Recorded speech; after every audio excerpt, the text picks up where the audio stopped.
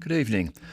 I'm going to show some footage here at the start, and it's adult footage. It doesn't become gory, but you can draw the logical conclusion of what happens in this footage. I want to show it and then talk a little bit about the evolution of the battlefield here. Just give me a moment to get this set up.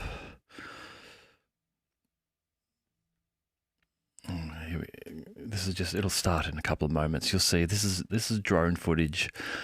This is from from one Russian group. And as you can see in this footage, there are 10 or 11 men who you would assume that drone exploded right next to them. And the footage goes on to show a number of these types of FPV drones attacking groups of, in this case, Ukrainian men. This is be happening in both cases, I'm sure. But you get the idea there. And the reason that I saw that, and I was just struck by that and the amount of such footage which is coming out now. And the last couple of reports, I've suggested that maybe some of the figures we're seeing in terms of Ukrainian casualties in terms of men, infantry, may be due to the use of drones like this. In that first strike there, you saw there were 10 or 11 men in that group who would have been injured, if not killed, by that drone when it impacted in between them. There are a number of groups, it seems, of drone pilots operating in teams with their own branding and logos. There are Telegram channels dedicated just to those pilots of those drones. And in the last few days on some of those channels, there are 3, 5, 8, nearly 10 videos a day of this type of successful drone attack against infantry. We see video footage of these drones attacking into buildings, flying in through open garage doors or open windows and detonating inside the buildings like that. And now more of these videos of exposed infantry men in trenches fighting. We're seeing these drones playing a reconnaissance role for artillery. We're seeing them fitted to be able to carry grenades underneath them, anti-tank grenades underneath them. They're starting to work spotting for other drones. The swarming capability is coming out, where drones are being developed that can work as a team together, where one of them identifies a target. It's then able to communicate that to other drones, which will then home in on targets.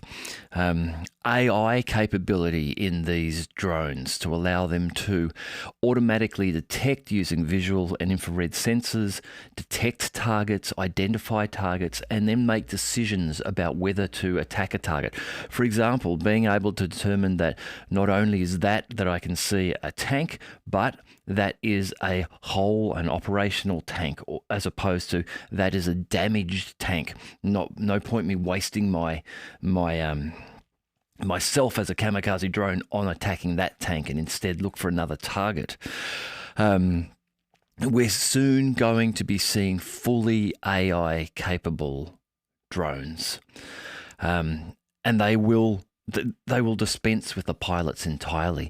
These drones will just be either dropped out of planes or helicopters or launched from the ground, and they will go and hunt and kill on their own. For those of you who are old enough to remember the Terminator film, the HKs, the hunter-killers, they were just big versions of these FPV drones. The old Skynet and the hunter-killers. Well, the hunter-killers are here now. Right now, they're still having that final chain of command be implemented by a human who's making the decision to fly the last 10 yards and cause the detonation. But very soon, if not already, very soon, that will be gone. And what we're seeing here, I believe what we're seeing here is evolution in real time. If you were to go back to the start of this conflict and look at the drone use and activity then and compare it to what's happened now in the last 15 months of war in Ukraine, we are seeing the real-time evolution of drone technology, and it will continue to evolve. And I believe that we will see in the near future, in the next year, in the next couple of years, a move away from men on the front lines. Already, there are new Russian tanks coming out. Is it the T-14 Armadas, I think? They have one less troop member in the tank. The turret itself is now automated. It doesn't require someone to be controlling it and the firing there. So we will see more of this. We're seeing AI capability turning up in the S-350 air defense system, which took out its first Ukrainian jets this year in its autonomous mode. So it's detected, targeted, and then chose to fire and destroyed the Ukrainian aircraft without human intervention.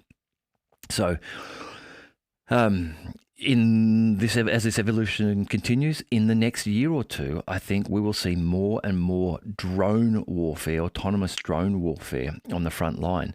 And who knows what this will bring in terms of warfare? It may bring about the saviour of many men. We might find that in 5 years' time, there are no men fighting on the front line in major battles because there is no point having them there. And instead, there will be daily updates of, we threw up 20,000 drones today, the enemy threw up 20,000, and at the end of the day, we had 400 left and they had none left. So we won the day's battle.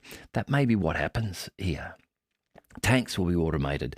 Tanks will have artificial intelligence and they will learn to pick one another off. And the tank that learns fastest will be the one that survives until the next evolution occurs.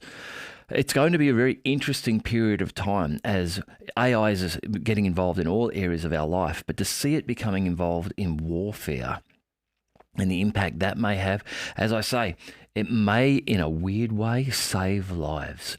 In that battles may become purely economic battles now, where countries say, we can no longer produce any more drones, we give up.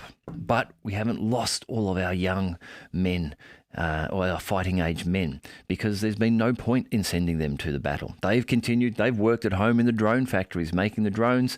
Now we have to let this other country take over because we couldn't produce enough drones. But at least we saved the lives of our men. Who knows? Food for thought.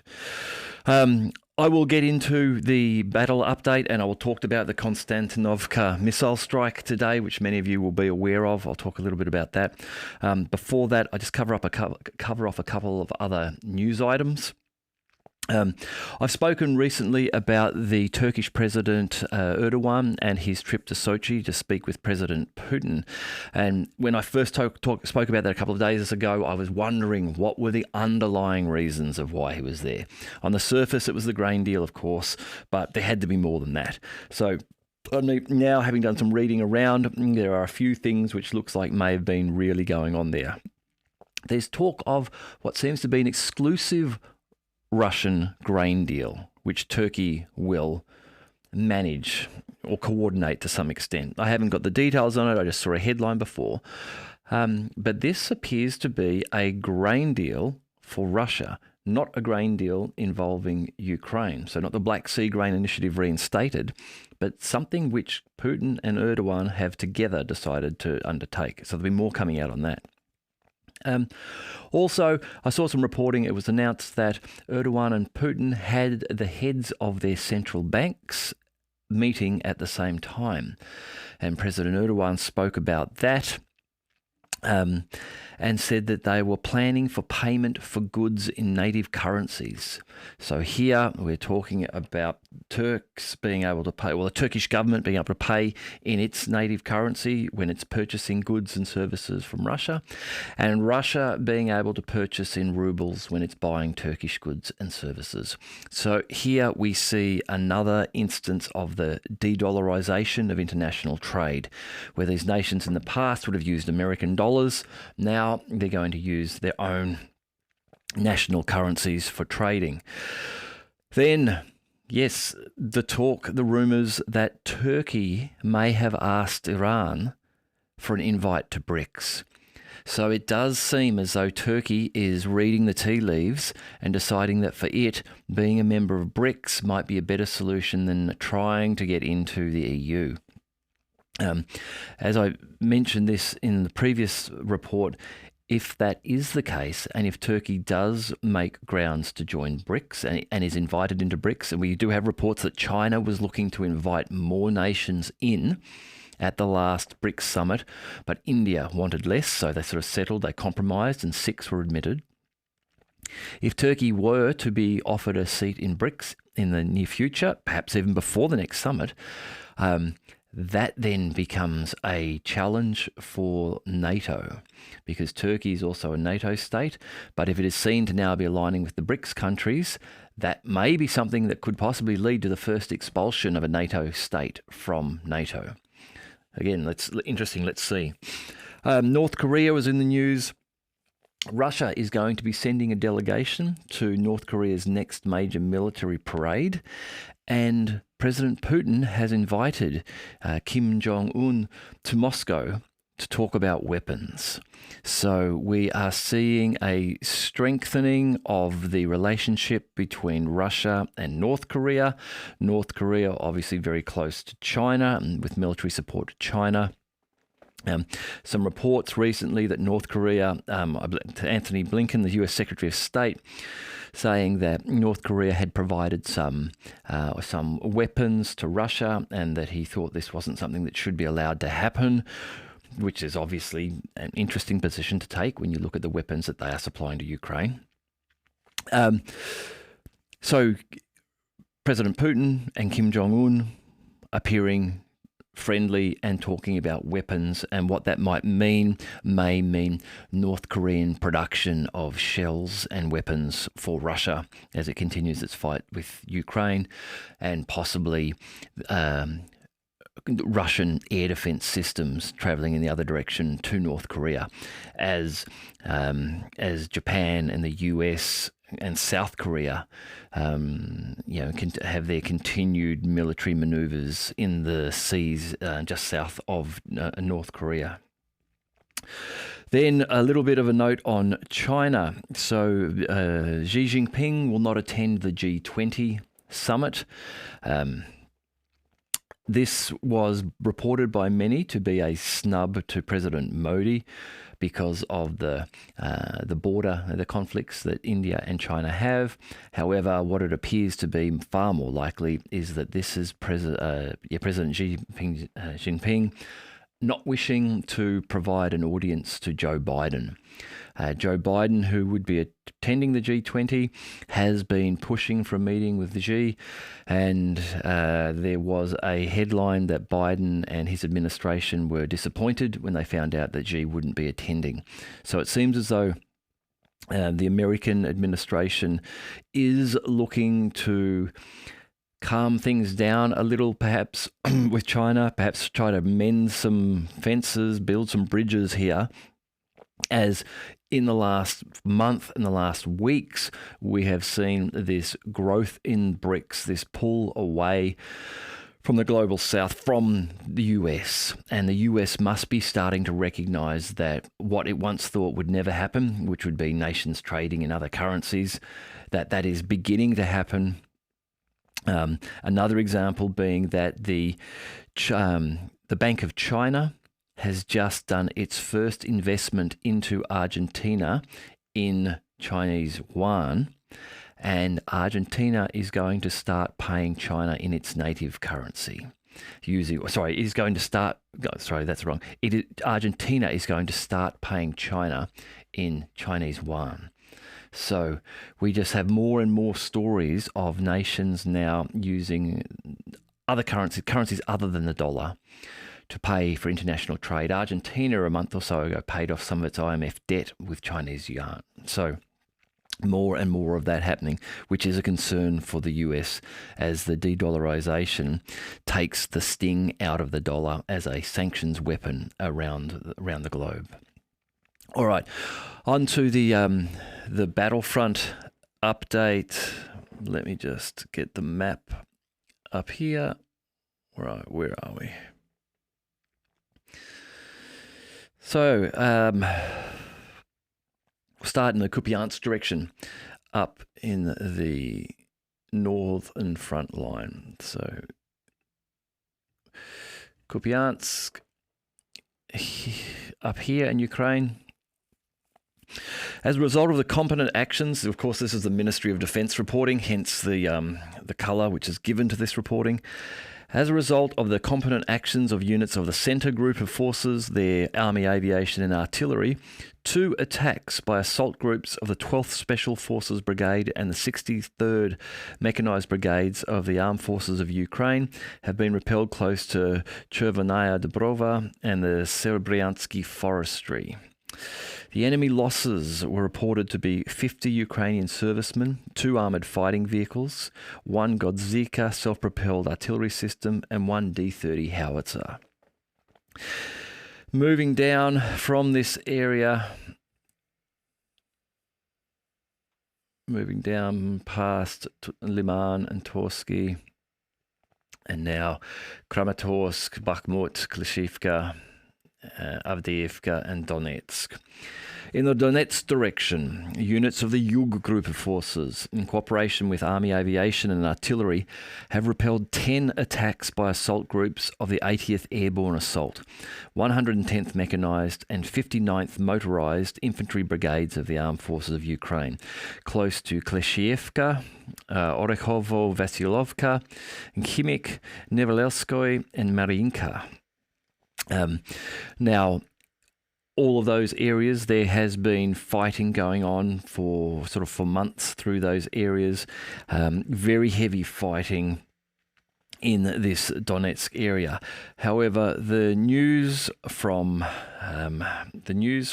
today, and if you'll just give me a moment while I just get some screens ready here. The news from today relates to the missile strike in the Konstantinovka market. And let's just have a look here. So if you can just see that missile strike at the top of the screen there. What's being shown here on the screen is a reflection of the missile, which some very keen-eyed observer noticed in the video footage. You can actually see it tracking across 2 or 3 of the reflective roofs of these cars. So it's a car roof with the reflective Duco paint, and that missile tracks across it, which gives an indication of the direction in which it was travelling and from which it was fired. I'll just play it again. The top of the screen, you'll see the explosion there. Now, the explosion has reportedly killed 17 people and injured more than 30 other people.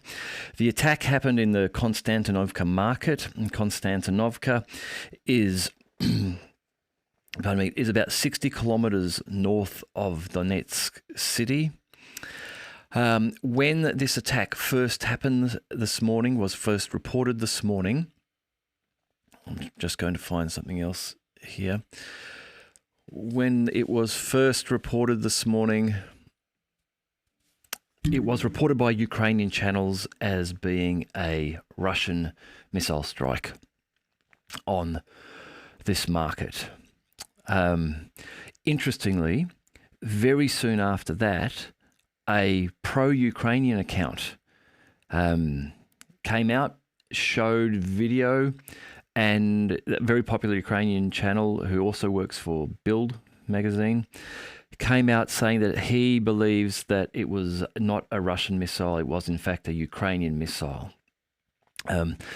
This does seem to be the prevailing opinion online, due not only to the reported direction that the missile was coming in, so it flew from, or reportedly flew from, an occupied area called Druzhkovka. If we just go back here for a second. So these areas are just north of Donetsk down here. not far away from Donetsk at all. It flew from occupied Drozhkovka, and open source intelligence sources have also noted the damage done to the road and the damage done to surrounding buildings. Now, what they are suggesting here, if you can see in this image here, there are lots of small pockmarks made in the walls. The same here, we can see lots of these small fragments. And here on the ground, it's difficult to see in that small picture. Again, small fragments which appear to be left over from the blast. Now, why is this important? Well, I'll just show another, if I can, just another image here. This one here is showing the blast of a HARM missile. Now, HARM missile is an anti-radiation, electronic radiation missile. So for taking out radar stations and things like that. This is a snippet of the shot taken from the Konstantinovka market today. You can see this blast in the top of the frame. It's sort of a donut-shaped blast with a fireball in the middle. If we go back to this earlier one, this is of an AGM-88 HARM warhead. That's what this photo is from. And you can see it has a very similar looking donut-typed black donut with a fireball in the middle of it. So there is some reporting here that shrapnel evidence at the spot of the incident in Konstantinovka further confirms the suspicion of an AGM-88 HARM missile having been fired, consisting of tungsten or steel balls. So those steel balls in this type of weapon, so it's not the HARM missile, like air defense missiles, aren't high explosive missiles. They aren't intended to impact a target, have a high explosive head which penetrates the target or erupts with inside the target. The HARM and air defense missiles work by getting in proximity of the target and then erupting fragments. They erupt a cloud of fragments. And as you can see in those earlier photos, those donuts are that erupting cloud of fragments. In this case, either tungsten or steel balls or filaments or cut off small pieces of metal. So, as you can imagine, with an air defense missile, if you're trying to intercept a missile which is striking through the sky, your interceptor missile, very difficult to hit something which is going to be to it, only a couple of feet across at maximum. Instead, just get close enough to it to erupt a whole heap of ball bearings through it and destroy its control systems. And this is why sometimes shot down air defense missiles come down unexploded, because their detonation doesn't trigger. That doesn't happen for them, but instead they are shot down, damage is done to their outside shell or their control systems, and they fall to the ground. This is what's being suggested. It's similar here based upon the imagery of the damage done to the surrounding buildings, that it's pockmarked with fragments. It's not been destroyed and flattened as you would expect if a Khaliba or an Iskander or something like that had been thrown in here. With the explosive force they have, they would leave a massive crater. The earth would have erupted up out of the ground there. Buildings would have been flattened. Now, from all reports, that's not what happened. Instead, what happened was above the ground, without impacting, a missile exploded and threw fragments everywhere. Now, those fragments, of course, are still enough to kill people, and unfortunately, many people were reportedly killed in this. But it does seem as though this is a failed American missile fired from a Ukrainian location to intercept or attack perhaps Russian radar, and the missile for some reason has failed and has fallen and exploded over this area, this town of Konstantinovka. So that's what that story was about today. just going back to the Ministry of Defence reporting in the Donetsk region, the 17th Tank Brigade has inflicted a fire attack on manpower and hardware near the Artyomsk region. So there have been counterattacks, heavy counterattacks from the Ukrainians in this area today.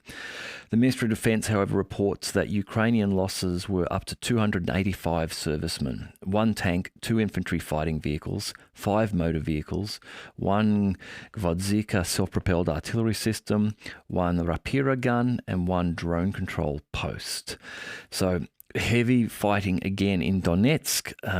Over the last 2 weeks, the fighting by far has been the heaviest there in terms of reported casualties for Ukrainian servicemen. Now, in the South Donetsk region, I'll just go back to our map. So in the South Donetsk region, around here, the reporting is that the Vostok group of forces, supported by aviation and artillery, have repelled 1 attack by an assault unit of the Ukrainian 38th Mechanized Brigade near Novodonetskoye, which is here. Let me just pull this up. Oh, sorry, I'm not showing the map. There we go. South Donetsk region, Novodonetskoye here. Now, we've spoken about this area before, where the Ukrainians have come down the Veremka ledge through Staromayorsk, through Yorozhne, and are pushing down further, but they have stopped, it seems, at this level because they were realizing they were getting themselves into a dangerous position where if they pushed much further south, they would run the risk of the Russians pushing in from Pryutny on the west and from Novodonetskoye on the east and cutting them off, and then effectively placing all those troops into a cauldron. So reporting is today that the Ukrainians have made an attack. It has been repelled, but on Novodonetskoye here. Now, this is what was expected. The expected tactic was that the Ukrainians would look to they would look to widen out that line that they have there. And so rather than leave it as a point driving down, they would look to widen it. And that seems to be what they are doing now with this push here towards Novodonetskoye. Similar, we may expect to see more on this side. The challenge that the Ukrainians have with trying to push towards Pryutny is that they need to get up over the ledge, and they're at lower ground down here where they are. Here, it remains flat going this way. They have to get over a ledge to go towards Pryutny. Reporting goes on to say, in addition, enemy manpower and military hardware concentration areas have been hit near Yorozhne and Novodonetskoye. So the Ukrainians building up troops in this area and building up troops. Oh, sorry. Yes, in Yorozhne, in here. So again, perhaps looking to try and move this this front down and widen it to allow them then to continue further down south. The Ministry of Defence of Russia reports the enemy losses were over 180 Ukrainian servicemen, 5 tanks, 2 armoured fighting vehicles, 2 motor vehicles, 1 Polish-manufactured Krab self-propelled artillery system, 2 Gvozdika self-propelled howitzers, and 1 D-20 gun.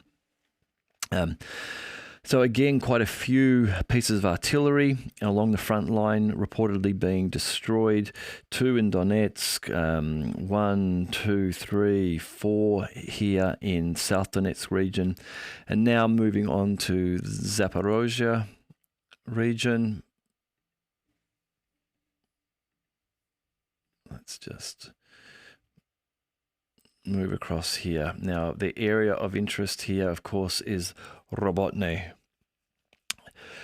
The reporting is that there were no changes in the tactical position of Russian troops in Robotny.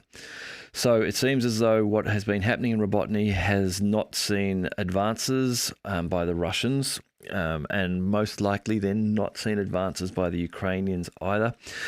The Russian grouping of troops supported by aviation, artillery and heavy flamethrower systems have repelled 4 enemy attacks near Verbova and Rabotino or Rabotne. The enemy losses were up to 40 Ukrainian servicemen, 1 tank, 2 armoured fighting vehicles, 2 pickup trucks, 2 US manufactured M777 artillery systems, 3 US manufactured M109 Paladin self-propelled artillery systems, 1 UK manufactured FH70 gun, 2 M-Star-B howitzers, 2 D30 guns, and 2 Gvozdika self-propelled artillery systems. Now, this is a large number of pieces of artillery. 1, 2, 3, 4, 5, 6, 7, 8, 9, 10, 11 pieces in one area here. When I did a summary report last week, we were looking at numbers of between 17 and 20 pieces of artillery per day being reported as having been destroyed. What's interesting in Zaporozhye today is, first of all, this comment that there are no changes in the tactical position. Secondly, that the enemy losses are only reported as 40 Ukrainian servicemen. But that compared to 10 pieces of artillery, 2 armoured fighting vehicles, 1 tank, pickup trucks as well. So it almost seems as though perhaps there has been a lull there, and perhaps the Ukrainians haven't pushed forward in large numbers of infantry today. The 4 enemy attacks that I've mentioned here were perhaps using armoured equipment, and that may have been it for the day. And it seems as though that the Russians may be gaining the upper hand in the artillery duels that have been going on in this area. To see 10 reported pieces of equipment destroyed here in one day is a large number, and indicates a strong success for the Ukrainian artillery gunners in that area. Moving down then just to the Kherson region, so moving past the Novokharkovka reservoir area and down here to Kherson. In Kherson, the number of reported enemy losses were 65 Ukrainian servicemen today. Now, these numbers of losses of servicemen, the Russian Ministry of Defense claims that they get these numbers by intercepting Ukrainian communications. So if that is correct, and if that is remaining to be correct and is still true and is still how they are calculating or getting these numbers, if we accept that as true, then that may lend some credence to us considering the numbers themselves to be relatively accurate. And if they are accurate, then in Zaporozhye for 40, the report of only 40 losses, yet all of those equipment losses, does seem as though there's been some change in the form of the fighting in Zaporozhye in the last 24 hours. We'll see more if it continues like this over the next few days, or if it was just a one-off. I don't know. I'm not there on the ground, but we'll find out. In terms of Odessa, the Odessa ports, again, the strikes on the Odessa ports have picked up over the last week. Reports of Ismail, Reni, Kilia, all being struck by geranium drones over the last 24 hours. The numbers of drones involved have not been given. There is reporting from the day before that at Ismail port here that one of the Russian drones may have overshot and struck and landed in Romania. Now, I saw 2 pieces of reporting, one indicating that it happened from a Ukrainian channel, and one indicating a report from the Romanians which started with the word if. That was interesting. They said, if this turns out to be true, there will be consequences.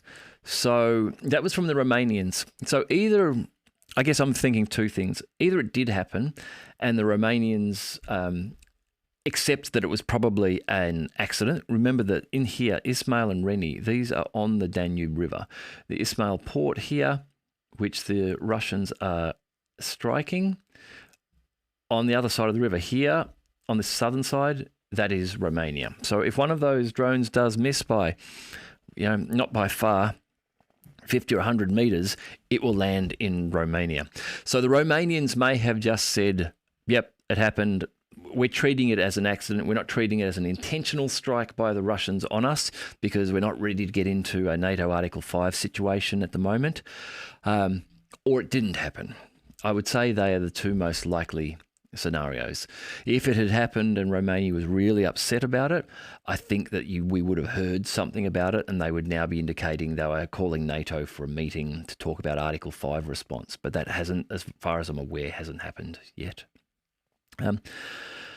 Finally, and there was some more of this reporting just before I started the show, but in Rostov-on-Don in Russia, I don't know if I've got Rostov on the map, have I? It's actually just, no, that's Taganrog. It's just around here. I don't think I have it on the map. It's where the military headquarters for the Russian Special Military Operation are housed. It's the area that Yevgeny Prigozhin and some of his Wagner fighters, when they had their insurrection, they drove to Rostov-on-Don. There's reporting of Ukrainian drone strikes in Rostov-on-Don earlier today. Here we go. Rostov-on-Don's just here. Of drone strikes. There is a video of this area, and there is a large explosion. Russian reporting is that air defense intercepted the drone. I can't tell. I'm not enough of an expert on drones and the way that they act if they have been shot down. And what I mean by that is the footage seemed to show an explosion occurring at street level. From the vantage point you had from a few blocks away, that's what it looked like. It looked like it was kind of at street level. It didn't look like it had, really flown into the side of a tower or anything like that. So if it had been shot down, then perhaps the drone exploded on impact, and that may well be the way that they work. The explosion, interestingly, looked to be a fuel type explosion. Again, I'm not any expert at all, but when you watch movies and you see a car go over a cliff and it explodes, they're often packed with some sort of explosive fuel. So you get a big orange fireball. That's what this explosion looked like. It looked like a fireball kind of rising up. When I saw it, I thought, oh, that looked like a petrol fire going up, something like that. So I don't know what that might mean in terms of perhaps it was shot down, or if that is the way it would have looked had it exploded anyhow. But look, that's it for the Battlefront update today. I will hopefully have another report for you tomorrow, and I'm working on another video to do with covering off some of the hardware and equipment that we've seen in Ukraine in the conflict so far, which I hope some of you will find interesting. All right, I hope you're having a good night. I look forward to talking to you again soon.